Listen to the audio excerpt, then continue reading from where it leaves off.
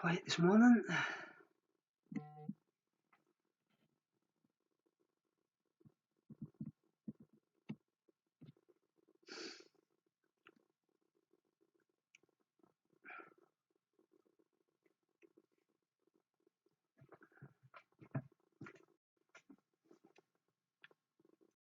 Hi AJ, how are you? Can you hear me properly? Hope you're doing well. I've been just recovering from a little bit of the flu. I've been absolutely floored with it. It's went into my chest and things, but I'm finally getting a bit better. That's been a whole week of it, so hopefully I'm on the up.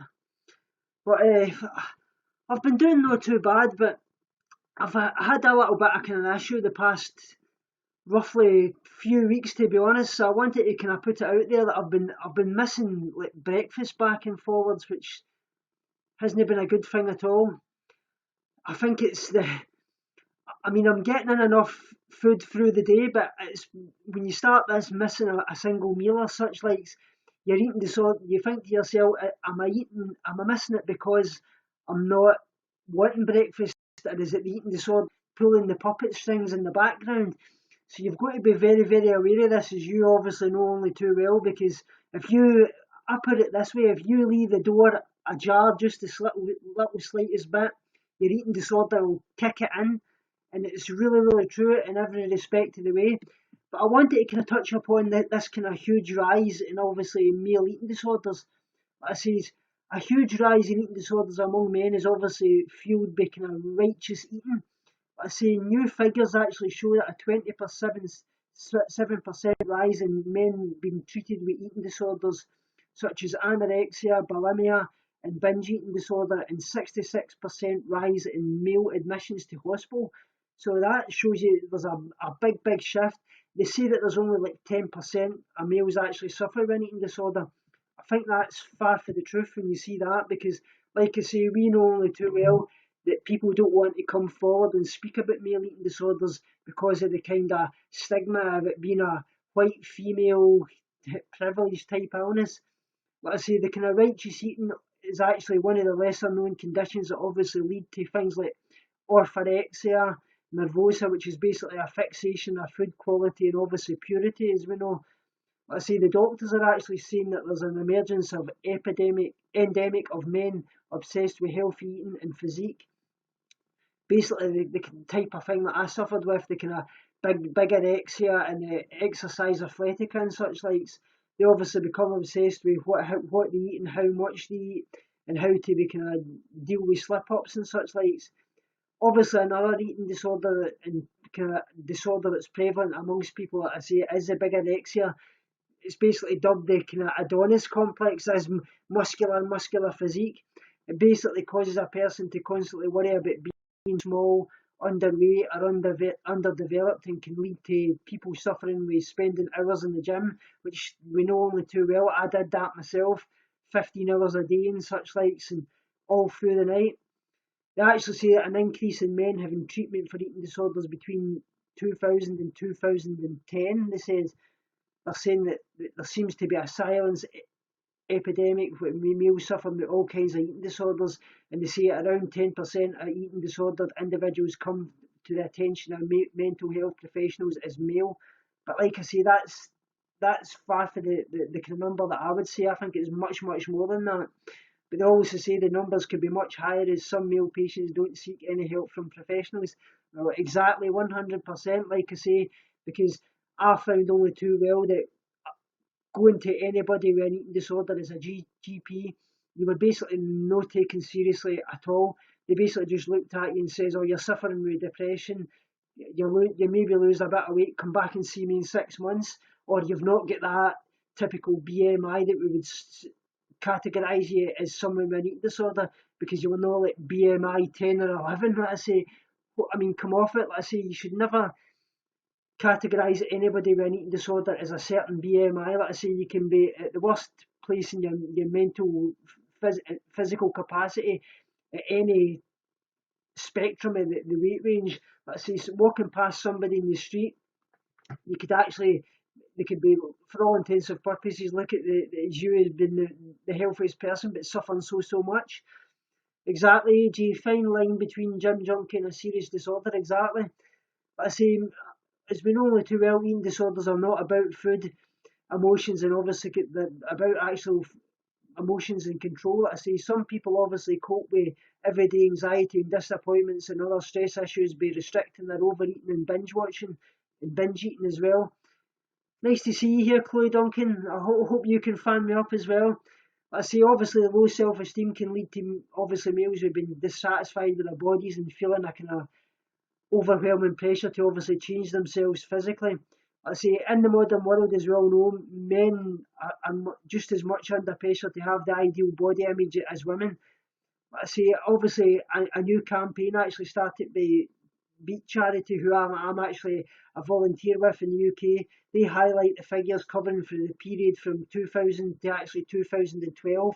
I say they actually said there's a perception that eating disorders only affects young girls. We have heard of doctors who have told men that they can't have an eating disorder because they're not a female. Another problem is that people think anorexia and bulimia are only types of eating disorders when they're actually many different manifestations. Nice to see you, Clip Tack Boom. I say there are actually 4 different kinds of eating disorder: anorexia, bulimia, binge eating disorder, and obviously EDNOS, which is eating disorder not otherwise specified. And obviously you've got righteous eating and bigorexia obviously fall into the kind of latter category. I say you've got high profile men who have actually battled eating disorders, people like Elton John, Kings of Leon frontman, obviously Caleb Followill as well was another one. Obviously Hollywood actors Dennis Quaid and even John Prescott, the MP. Like I say, Daniel Perry, actually aged 24 from Stretford, has actually fought eating disorders since he was 15. He suffered with bulimia, anorexia, abused the illegal diet pill ephedrine, and attempted suicide in 2011. So like I say, and I've obviously suffered it 20 odd years. Like I say, yeah, I've had my friends, obviously Liam Smith has been on speaking about his eating disorder. Obviously Ryan Brown from Crimson Studios. I say there's obviously experts obviously argue that the social media has created a platform for an image-obsessed culture, and I think that's very true. You've obviously got Instagram, you've obviously got Twitter. There's people on YouTube with this lean body physique trying to promote that, and I feel that buys into it so much. And like I always say, if that's something that triggers you, do a social media cleanse, unfollow all these things, follow things that you, even though they may be your friends and such like. Toxic things like that feed into your eating disorder, and you've got to do what's best for your physical and mental health first and foremost before you can help anybody, and that's what it's all about.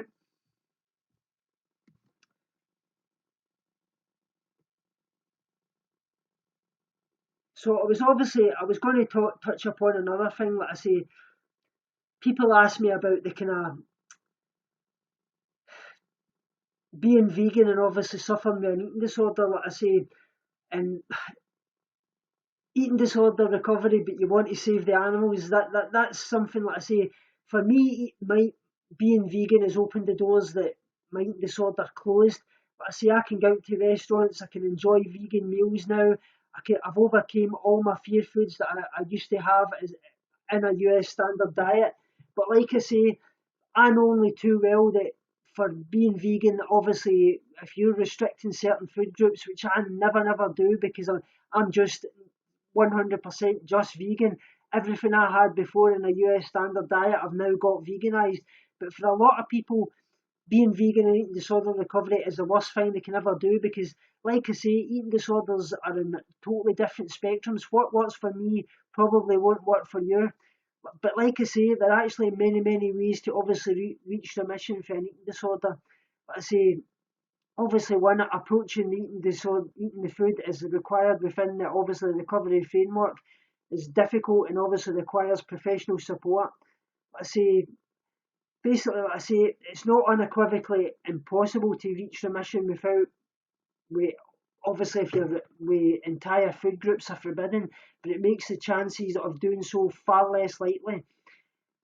Obviously, as well, I won't obviously read into all the kind of misinterpretations of scientific data that reflect overblown correlations and restrictive diets within outcomes. Like I say, if you think obviously about eating meat, chances are you have a surge of distress, and obviously your thoughts compulsively go to numerous traumatizing images associated with inhumane industrial meat production practices. I say the more you attempt to obviously suppress those thoughts and intrusive images, the more they can obviously bombard your consciousness. But I say that experience is quintessentially threat response, and ideally an ethical decision should not be driven by fear and distress. But I say ethics are not robust if they're driven purely from avoidance of unsavoury elements in the modern world. But I say furthermore, like I say, the complexity of a modern world means obviously that my mere existence obviously harms countless living creatures, including human beings as well. Components in obviously a smartphone could be traced to gang rape of women, and obviously the forced enslavement and labour of countless actual children within the various primarily species where coltan is mined in obviously Dominican Republic of Congo. Obviously, your clothes almost entirely sourced could be second-hand items. So if you're doing that, even as well, try to help things like charities and such likes. They kind of have that in prominence. Or been invariably includes enslavement of rural Chinese in the urban factories, or the Bangladeshi women working in fire traps 14 to 16 hours a day. Let's say all of my utility recycled electronic items end up poisoning countless human beings on the other side of the world. Tasks with breaking apart these obstacles, gadgets filled with obviously toxic substance. Let's say you've got to be, when it comes to obviously eating disorders, they're fundamentally anxiety disorders.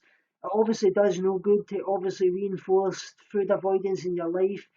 Is obviously the ill health and the disability that results from that behaviour obviously directly impacts those who obviously love you and dependent on you for obviously their well-being and development as well.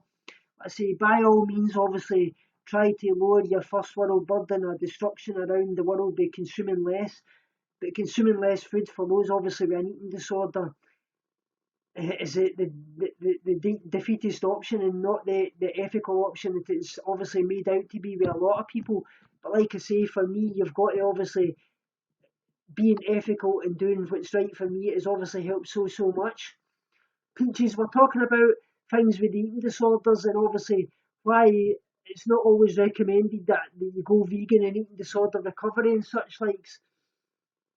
So like I say, obviously for a lot of people with eating disorders, not eating the steak on your plate may have obviously less impact in you choosing to give up your smartphone. Or like I say, I don't have all the answers to that, but like I say, for me, like I say, being vegan opened the doors that the eating disorder closed, and it's done so much for me. Like I say, obviously making your world and the place in which they want to live and the place which you share, we live in all creatures, and that's what it's all about. Like I say, you've got to find that you're doing it for the right reasons. That if you're doing it for the ethical reasons and doing it not to restrict food groups, because that's what I always say. Like I say, if you're restricting any food groups, you're basically going to stay in that eating disorder mindset.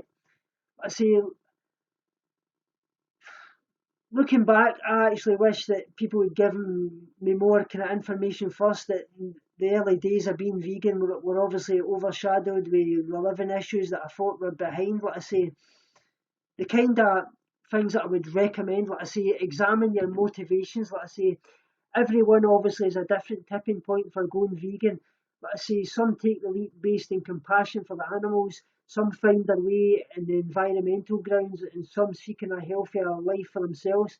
Like I say, any road which obviously leads you to veganism has the same positive effects.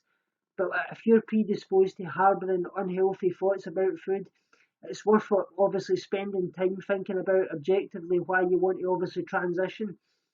It's always best to obviously find your reasons for going vegan aren't actually due to a kind of desire to attain a particular body shape, to provide a weight loss fix and such likes, and obviously as part of a rigid clean eating diet. Let's say if you're looking to get healthier, that's always a great news. Like I say, vital to obviously remember the health, it's under the health umbrella term, including mental as obviously well as physical.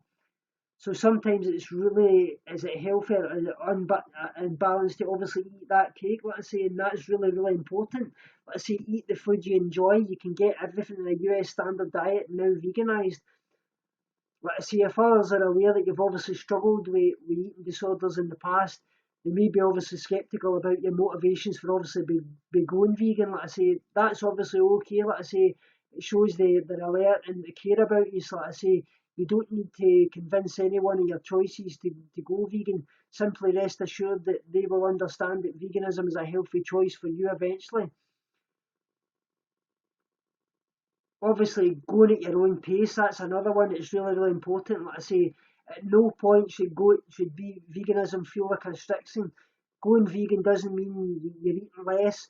It means that you're eating differently. You're making right choices for you, the animals, and the planet. You can't obviously go vegan simply with deleting out the non-vegan products for your diet. It's obviously going to obviously need some research and planning. Like I say, my advice would be to hold off until you've gained enough knowledge to ensure that you don't feel that you're missing out. If you make the change gradually, there'll be a much higher chance that you'll do it healthier, and that is a kind of sustainable transition. It's much better to go vegan slowly and to go all in a few weeks and become unwell and obviously fall off the wagon. Like I say, time and experience will obviously give you everything you need to cope in any situation.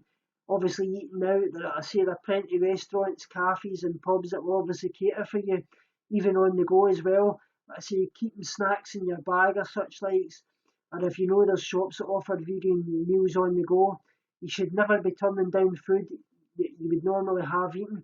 But instead, as far as you can, just replace it with a vegan option.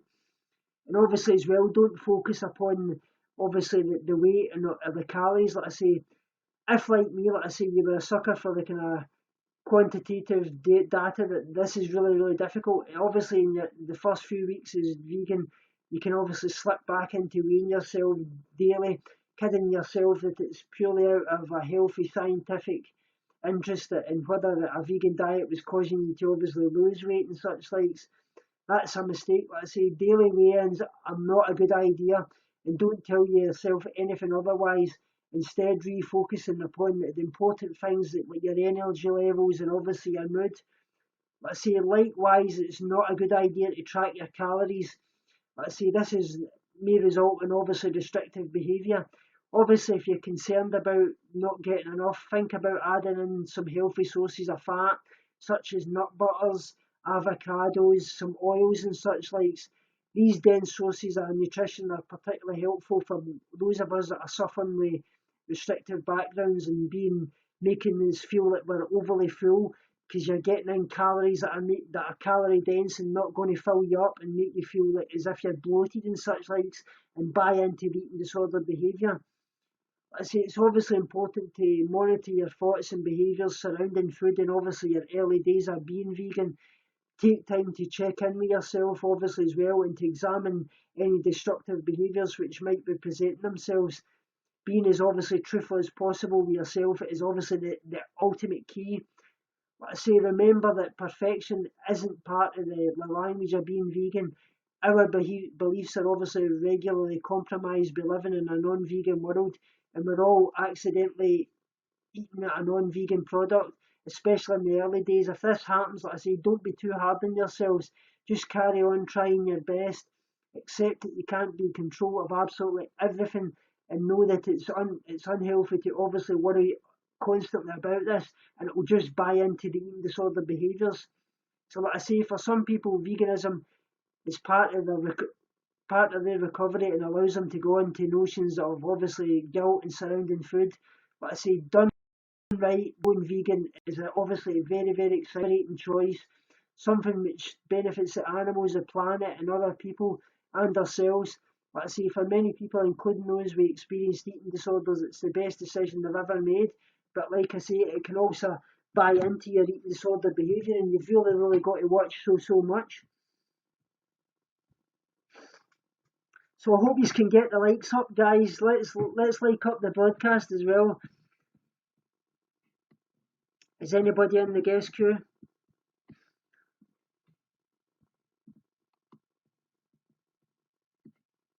I was obviously as well going to touch upon things like exercise caution and obviously physical and eating disorder recovery.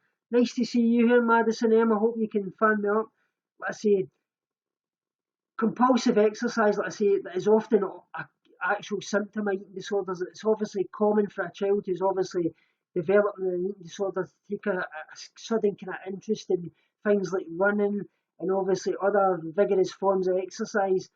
Given that obviously exercise is a symptom which is directly related to obviously the energy imbalance that obviously triggers and maintains a restrictive eating disorder, it's obviously important for obviously doctors and obviously caregivers to monitor and obviously manage patients with exercise during obviously treatment and recovery of eating disorders.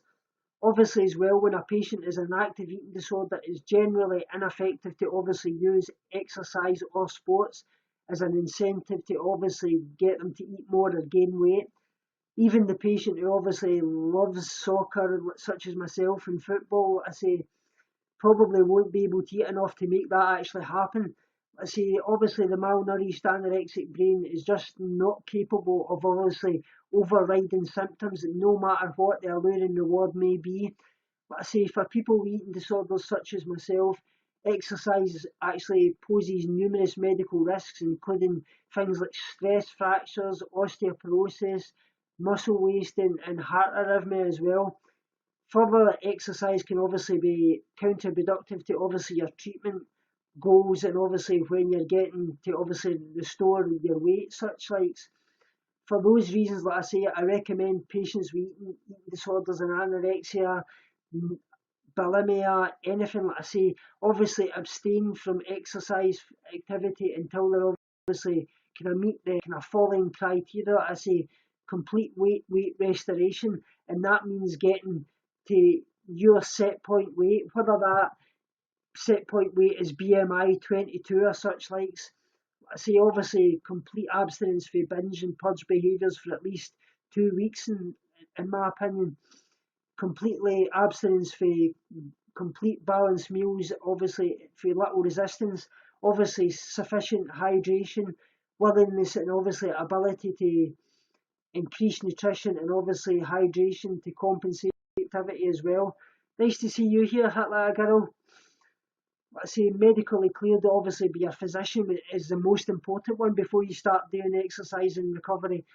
Because like I say, for me obviously I've been told to do exercise to get my cardiovascular system up because I've suffered with heart attacks and obviously to increase my bone density because of my osteoporosis. It's like AJ says, I've torn ankles when I thought I was doing well with not purging, then realised ED was using exercise against me. Exactly, 100%. And that's what it will do. Obviously, as well, explaining the dangers of exercise to eating disordered patients is obviously really, really important, but really sufficient to obviously curb the obviously compulsion. Like I say, people with eating disorders, like I say, we know only too well that the exercise compulsion need an authoritative source to obviously tell them directly in no unway in uncertain terms that all exercise must be stopped until they get above all the criteria that I've just met. Let's say abstaining from all exercise obviously means stopping sports, dance classes, martial arts, any kind of form of extracurricular activity that obviously involves movement. I say obviously means no PE at schools and such likes, no bike riding, no home workouts, no yoga. But like I say, I'm actually going to touch upon yoga and why it can help eating disorder recovery in so many ways.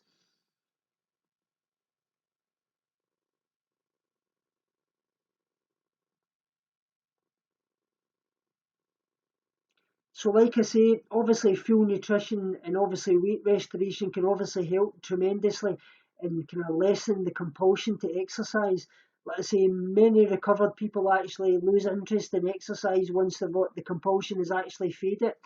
Like I say, these often first began exercising in context of eating disorder recovery, like I say, they will obviously return to their lives that are not particularly active exercise, and decide to pursue other interests instead, such as music, art, and a busy social life. But I say, in my experience, obviously, these kind of patients and such likes are able to return to sports and activities that they previously enjoyed without compromising the recovery once they've met all the criteria and they've started to get to a healthy BMI. But I say, whether it's really effective to use sports as an incentive to a sick patient to get well, sports can actually be a great incentive for a recovered patient to actually stay well. Many patients obviously find that psychologically recover, feel motivated to actually do whatever that makes them maintain and obviously an exciting new life, and have actually found that exercise contracts from where they actually were. So like I say, I hope that's kind of touched upon things about kind of the cautions in exercise and such likes, and I was going to kind of touch upon like the kind of meal plan and such likes, like I say, as well, because I feel that's really, really important. Hope you can get the likes up here, guys, like I say, because basically as well, like I say, for the meal planning and eating disorder recovery, like I say, in our modern world, basically, like I say, the kind of fast-paced society in which food is kind of plentiful, like I say, many of us have actually become accustomed to obviously eating on the go, not stocking up our kitchens and ordering in like fast food and such likes. I say for most this choices are actually a matter of convenience. I feel it's encouraged to actually recovery to focus on being structured and obviously deliberate about the kind of food choices. But I say meal planning is obviously a critical skill in obviously recovery from all eating disorders, including anorexia, bulimia, binge eating disorder, and obviously other EDNOS, which is obviously eating disorder not otherwise specified. I say it's obviously important not only for adults who are actually working on their own in recovery, but for also patients that are obviously caregivers and such likes that are actually helping children or your partner, whatever. Like I say, recovery for any eating disorder requires the normalisation of regular meal patterns, especially when you've been suffering with a restrictive background for so long. Your stomach has obviously shrunk. You don't get the eating disorder, the kind of hunger cues to your brain, because your brain is a starved body is a starved brain, and that's very, very important. For me, like I say, it's eating by the clock every 2 to 3 hours, and that's really, really important. Like I say, in residential and obviously inpatient setting, meals are actually typical provided for the patients. But for patients recovering in an outpatient setting, this must be actually done by your own terms, like CBET. Like I say, one of the most successful evidence-based treatments for eating disorders, the general advice for clients for actual suffering is, like I say, 2 to 3 hours. Like I say, some people suffering an eating disorder avoid obviously shopping because it becomes that anxiety links in and such likes. Other people with eating disorders avoid keeping their kitchen stocked because they're afraid of the kind of binge eating and such likes. They may obviously wind up letting themselves obviously get too hungry and then binging on processed foods and such likes as well. So like I say, for parents with a child with an eating disorder, meals can be really, really stressful. They can feel overwhelmed, like I say, with the constant meal preparation and serving. They may obviously need to supervise their child, obviously, to make sure that the child is getting enough and such likes and not over exercising or engaging in obviously eating disorder behaviours. But like I say, they may obviously be limiting time to obviously shop and prepare meals and such likes as well. Obviously the planning obviously ahead becomes more critical as well. Obviously because of all the kind of healthier foods and perishable planning obviously ahead and stocking fresh fruit and vegetables may obviously improve your health. Like I say, meal planning is obviously cost effective, is obviously compared with the kind of leaving food decisions to the last minute. Obviously, like I say, most people in eating disorder recovery find that they're actually must go to the supermarket at least once a week. Planning appropriately can obviously prevent need for obviously additional trips and make it more stressful. Like I say, Even if you're not be cooking or meal planning, it's still important. Like I say, and if you're taking time, obviously, to care of someone with an eating disorder, meal planning is essential for obviously you. Like I say, some strategies that I've found for people with adults in recovery, like I say, once a week, obviously, to take 10 minutes to obviously plan out at least 5 lunches and 5 dinners to get through the week. If you're alternately, you want to move them around and have your Wednesday dinner and a Tuesday, such likes, that's no problem. Like I say, you'll actually find the ingredients you've obviously had on hand. Obviously, as well, make a list of ingredients you need to buy for those meals. Like I say, this can actually help recipes that you'll cook or prepared items and you'll assemble it for your meal and such likes as well. Obviously, as well, plan to do like one large shop per week to let you get enough of your food that you buy on bulk for your week's meals. Let's say you may find that you obviously have addition fill in shopping trip as well. I say if you're shopping and your meal planning and such likes for one, I say and you don't want to cook, let's say healthy, delicious and balanced meals can obviously be put together for the prepared sections at almost any supermarket. Obviously as well, if you plan to have some meals out, include where and obviously what you're in your plan as well. And obviously don't forget to include your snacks and such likes. If you're in following a meal plan, I say you may find you have fewer decisions to make, but that will make it still want to sit down once a week and do like a shopping list and based upon your meal plan as well. So like I say, some meal planning kind of strategies for parents or caregivers, like I say, obviously on a weekly basis, sit down and obviously make a plan for your family's meals for the week. Obviously plan at least 4 to 5 dinners for an entire weekly family. Try to obviously fit in the components which obviously can be made adjustable to obviously each eater's meals and preferences, obviously in cost effective examples, including things like tacos, pasta, sauces, obviously your vegan meats or your US standard diet meats and a vegetable included in. Obviously plan out your child's lunches to obviously get through each week as well. Obviously have at least 2 breakfast options and kind of one alternative as well. Obviously, buy enough ingredients for all your child's snacks is another one. If your child is needing to gain weight, they will commonly need a lot more food, so obviously plan accordingly as well. Nice to see you here, Laurie Ojai. I hope you can fan me up as well. Like I said, for a helpful tool that I find is obviously basically for meal planning is available. You can get many online, like I say, and it's really, really important that you do meal planning.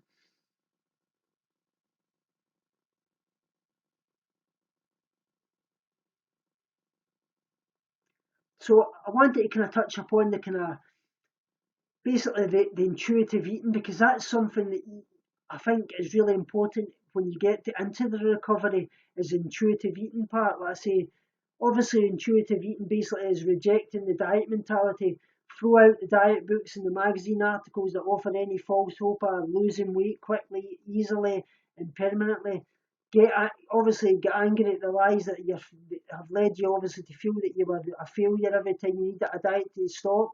But I say don't feed into that because when you start to worry about getting to that stage, that's when you're starting to buy into your eating disorder behaviour. It's really important to honour your hunger. Like I say, keep your body biologically fed with adequate energy and carbohydrates. Otherwise, you can basically trigger a primal drive to overeat or basically starve yourself and such likes. Once you obviously reach the moment of excessive hunger, the intentions are obviously moderate conscious eating are actually fleeting and irrelevant. Like I say, learning to obviously honour your first biological signs sets the stage for obviously building your trust with your hunger and your food. Obviously make peace with your food because that's really, really important. Like I say, this is something that we need to do in eating disorder recovery, getting a good relationship with all food groups. Like I say, call a truce, basically stop the food fight, give yourself unconditional permission to eat. If you tell yourself that you can't or shouldn't eat have a particular food, you can obviously lead to intrinsic feelings of obviously deprivation and obviously build into obviously the unconditional cravings and obviously binge when you actually you give in. Obviously as well, if you're forbidden foods, like I say, don't forbid any foods. Like I say, eat well, be experienced with such intensity. It usually results in obviously a last supper, overeating and overwhelming guilt. AJ says it can become scary eating according to true hunger and recovery. It feels like sometimes, yeah, that's what I'm saying, it really, really does. It's basically like challenging your, that eating disorder voice. Like I say, I scream loud when it says no. Like I say, to thoughts in your head, declare that you're good for eating what you want and obviously what you need to fuel your body and get into your recovery, and that's really, really important. Nice to see you, Kit Kat. So I was going to touch upon as well. There's actually a new hospital in the world that it's actually set out in the Bay Area in San Francisco. It's the Health and Wellness Center. They're actually the first vegan recovery place in the whole of the world that actually does vegan options. I see Marina Vista Health and Wellness is an eating disorder treatment centre serving the San Francisco Bay Area and Marin in North Carolina. At Marin Vista, they actually say we believe that eating disorders are often caused by a combination of psychological, biological, interpersonal, and social factors.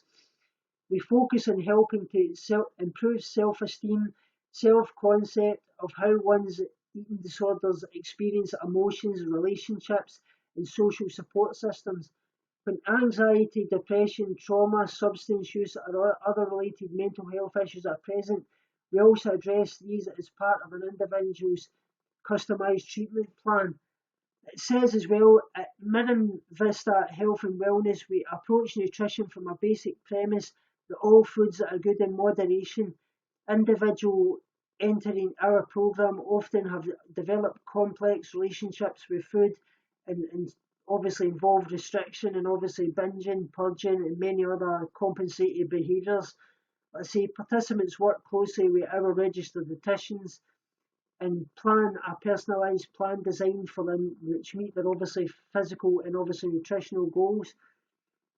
They do a lot of things like obviously weekly individual nutrition counselling with a registered dietitian. They obviously work with dietary preferences such as vegetarian, vegan, kosher, and they help obviously identify all unhealthy food group restrictions that may be contributing to obviously the eating disorder behaviours. They say that the real life approach means that participants bring all food to their programme based on their eating plan and participate in meal preparation along with staff supervision. They obviously teach kind of eyeball technique to portion sizes. It helps obviously the participants learn that compromises a meal plan, and they do weekly lunches and such likes as well. Even, I mean, it's a great thing. If they could roll this kind of thing all out over the world, I mean, some of the things that they do things like patient-centered individual psychotherapy and nutrition counselling. They even do like paddle boarding, yoga, qigong, dance movement, and expressive arts therapy as well. So, like I say, they're incorporating these things in a healthy way. So that really shows that you can do all these things in recovery and do it to actually help yourself and move on your recovery. Like I say, that they're basically they do things like free therapist-led support groups. They obviously offer the most luxurious and residential eating disorder recovery programs as well. So it's really, really amazing. It really, really is.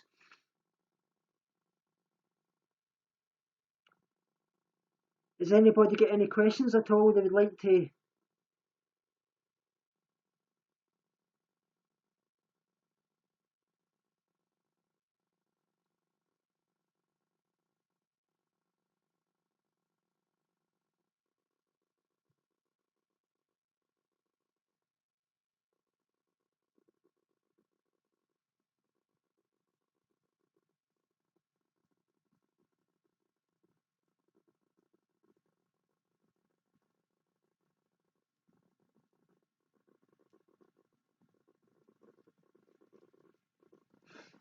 Hope anybody's got any questions. If anybody would like any questions, I hope you have liked this broadcast, guys, and kind of touched upon some of the kind of things. And I'm just going to log off now, but like I say, I'll be back on anytime.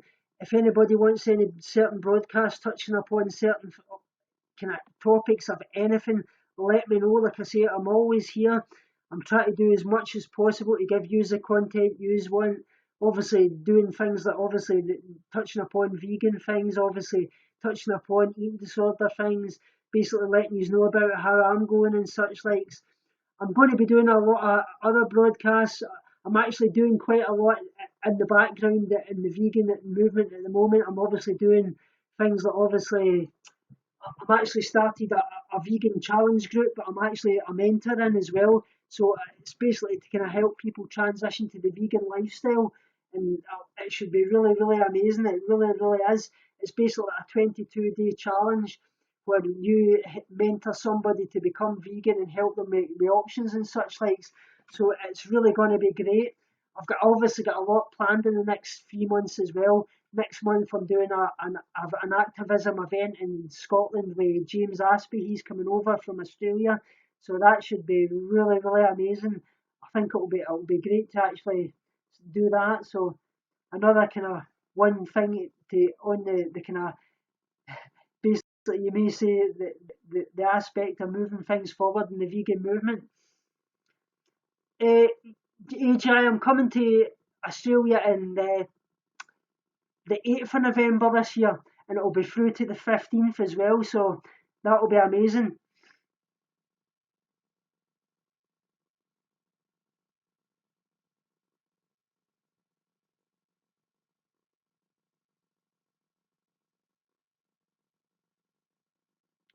Just checking my phone here, guys.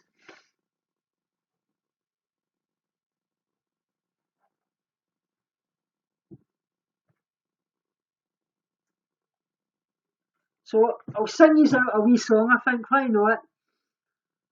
Against all odds, this is going to be a good one. Do do do do do do. How can I just let you walk away? Just let you leave without a trace. When I'm standing aching every breath with you. Ooh, you're the only one who really knew me at all.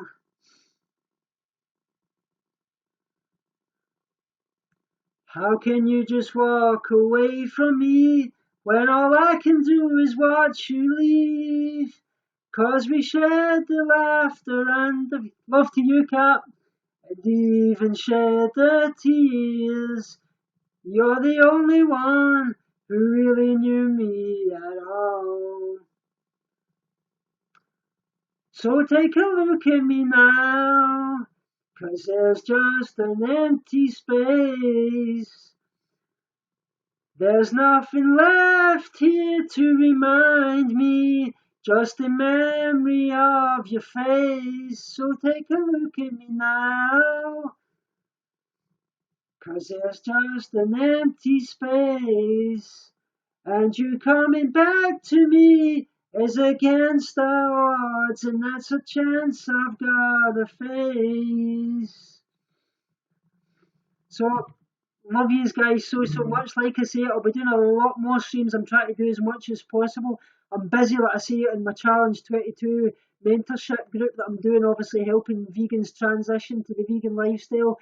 I'll be doing a stream on that, try to show you what it's all about. And if anybody would like to get involved, obviously whether you would like to get into the challenge or help people move forward, sending you all my love, Cat, as well. I love you so much as well. And remember, as always, binge on life, purge negativity, and starve guilty feelings.